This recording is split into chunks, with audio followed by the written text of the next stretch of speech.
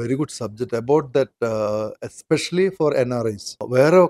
వేరే ఒక రాజ్యంలో ఉన్న వాడికి actually they are busy with their works and వాళ్ళు పేరెంట్స్ గురించి మర్చిపోతున్నారు. వాంటెడ్లీ కాదు, they have reason for that. ఆ రీజన్కు వాల్యూ లేదని చూపించిన యాక్చువల్లీ ఈ శతమానం భవతి. శతమానం ఏం అడుగు టాస్క్లో ప్రకాష్ రాజు మీరు వెళ్ళండి, ఎన్ని రోజులు కూడా వెళ్ళండి, బట్ వర్షంలో ఒక్క పండుగకైనా వస్తున్నా అని చెప్తే చాలు. ఆ ఒక్క రోజు కోసం మనం వెచ్చిస్తున్నాం సంవత్సరం మొత్తం. సో ద వాల్యూ ఆఫ్ ఇది మీకు కూడా నెక్స్ట్ జనరేషన్ మీకు కూడా ఇదే జరుగుతుంది. సో ఆ ఒక్క వాల్యూ మనకు కొంచెం లోపల అలా ఫీల్ అవుతుంది.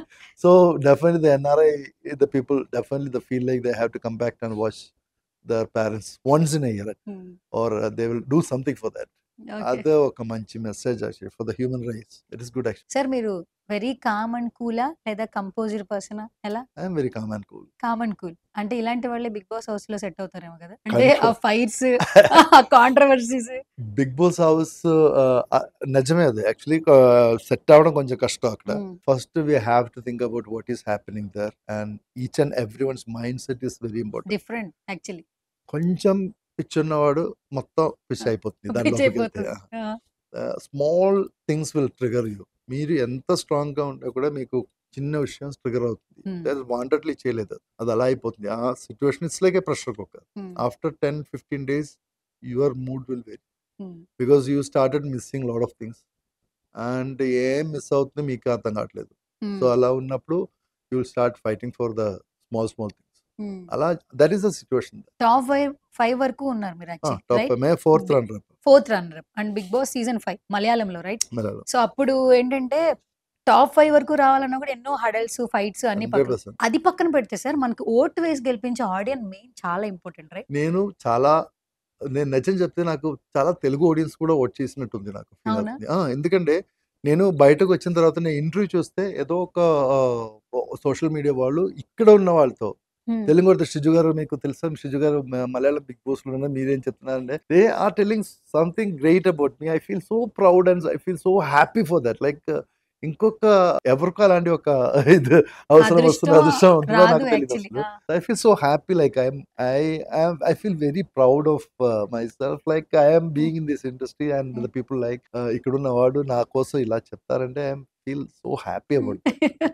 అండ్ మీరు చాలా చక్కగా తెలుగు మాట్లాడేస్తున్నారు సార్. అసలు నేను ట్రై చేస్తున్నా. ఐ వాంట్ టు బి ఇది ట్రై చేయండి సార్. ఆల్మోస్ట్ అంతా తెలుగే మాట్లాడారు యాక్చువల్లీ మీరు. I am trying hard for that. Till now dictions some place grammar అన్ని మిస్టేక్ అవుతుంది, బట్ నేను ఇంకా బాగా చెప్పడానికి ట్రై చేస్తాను. మలయాళంలో ఎలాగో సీజన్ లో మంచి హార్ట్స్ తీసుకున్నారు. కొన్ని ఇంటర్వ్యూస్ వైరల్ అయితే నెక్స్ట్ తెలుగు బిగ్ బాస్ లో కూడా మిమ్మల్ని మేము చూడొచ్చా? ఇంట్రెస్ట్ ఉంది ఒకవేళ కాల్ వస్తే? ఎందుకంటే సార్ రీసెంట్ సీజన్ బిఫోర్ ముందు శివాజీ గారు పెద్దన్న అయిపోయాడు. శివాజీ గారు ఆర్టిస్ట్ గా వచ్చిన హీరో శివాజీ గారు అన్నింట్లో శివాజీ అన్న పెద్దన్న అయిపోయి ఎంతో మంది లాట్స్ ఆఫ్ లవ్ తీసుకున్నారు యాక్చువల్లీ. అలా ఆ ప్రెజెన్స్ లో మిమ్మల్ని మాకు చూడాలనుంది యాక్చువల్లీ. ఒకవేళ ఆఫర్ వస్తే మీరు ఏమన్నా? ఆఫర్ వస్తే చూస్తాం, మనం చేస్తాం.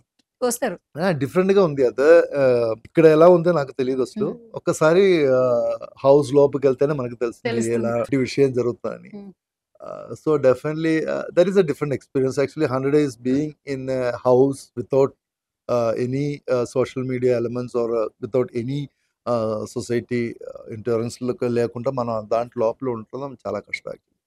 సో అది that's a different experience in life. మనకు ఎప్పుడైనా పిక్చర్ అవకాశం మనం ఎప్పుడైనా రావచ్చు, బట్ బిగ్ బాస్ లోపలికి వెళ్ళడం అవకాశం చాలా తక్కువ మందికి వస్తుంది. So it's I don't want to lose it. So OTT contents గురించి ఈగర్ గా చాలా మంది వెయిట్ చేస్తున్నారు సార్. ఇప్పుడున్న జనరేషన్ కి ఏంటంటే డైరెక్టర్ ఒక కథ రాసుకున్నా అది కొత్తగా ప్రజెంట్ చేయడానికి ఆయన ఎంత కష్టపడతాడో చూసే ఆడియన్స్ కి ఎక్స్పెక్టేషన్స్ పెరిగిపోయినాయి. అంటే వీళ్ళ యొక్క ఎక్స్పెక్టేషన్స్ కి తగ్గట్టుగా డైరెక్షన్ డిపార్ట్మెంట్ వాళ్ళు కూడా అంత బాగా హార్డ్ వర్క్ చేస్తున్నారు. ఇందులో చాలా విజువల్స్ అంటే ఆ కథకి ట్రాన్స్ఫర్ అయితే గనక, దానికి కమిట్ అయితే గనక అది ఎక్కువగా లైక్ చేస్తూ ఉంటున్నారు ఈ విజువల్ సంబంధించి.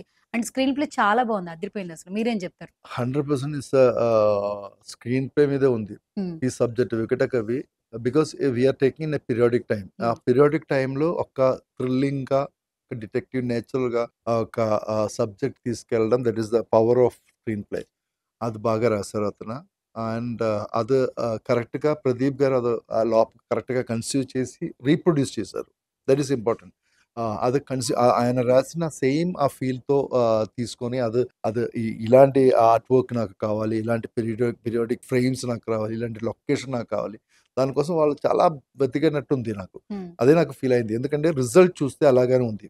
ఈజీగా రాదు అలాంటి హ్మ్. క్వెషన్స్. హ్మ్. అలాంటి సిట్యుయేషన్స్ అలాంటి విజువల్స్ రావడం చాలా కష్టం. So, I think definitely they will దానికోసం చాలా వెతికారు.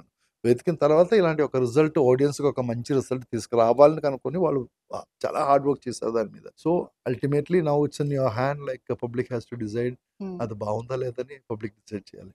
మేము చూసిన ఈ 3 ఎపిసోడ్స్ చూసినప్పుడే ఇది కొంచెం థియేటర్‌కొస్తే బావుండనే ఫీల్ మాకొచ్చింది సార్. నాకప్పుడే చేసినప్పుడు వచ్చింది. మీకొచ్చిందా? 100% అదే నేను విజువల్ చూస్తే మనం టేక్ చేసిన తర్వాత ఒక్కొక్క ఫ్రేమ్ చూస్తే అయ్య బాబోయ్! ఇది చిన్న మీడియాకే ఎళ్ళిపోతున్నారు కదా! హ్మ్. పెద్దదిగా చూస్తే ఎంత బావుంది. హ్మ్. ఇంత విజువల్ బ్రహ్మాండంగా ఉన్నప్పుడు అది పెద్దదిగా చూసినప్పుడు హ్మ్. వేరే ఫీల్ వస్తుంది కదా! మనకు హ్మ్. ఆ ఒక ఇంపాక్ట్ ఎక్కువవుతుంది. హ్మ్. సో, ఆ ఫీల్ నాకు అప్పుడే వచ్చింది. But it's like a series. So, hmm. Definitely it will be in small screen. So, ఆ ఒక్క ఫీల్ కూడా నాకొచ్చింది. ఆ యొక్క movement definitely this be a wonderful experience for audience. So, ఇప్పుడు టాలీవుడ్‌లో చూస్తే సార్ ఇంతకుముందు అంటుండేవాళ్ళు సార్ వేరే లాంగ్వేజెస్ అంటే మలయాళం ఫిల్మ్స్ కానీ, తమిళ్ గాని, కన్నడ. ఆ ఫిల్మ్స్ నచ్చితే ఇక్కడ డబ్ చేసేవాళ్ళు. ఇప్పుడేంటంటే తెలుగు ఫిల్మ్ ఇండస్ట్రీ ఏంటంటే ఇక్కడ సినిమాలు వేరే లాంగ్వేజెస్‌లో డబ్ అవుతున్నప్పుడు we felt very, very happy. ఇప్పుడు 24 క్రాఫ్ట్స్ ఉంటాయి ఇండస్ట్రీలో. Cameraman, lightman, DOP, technical department, editing. ఎక్కడ వర్క్ చేస్తున్నారంటే మేము సినిమాల్లో పనిచేస్తున్నాం. మేము టాలీవుడ్‌లో వర్క్ చేస్తున్నాం. అంటే ప్రౌడ్‌గా చెప్పుకుంటున్నారు sir. Right now Tollywood industry గురించి.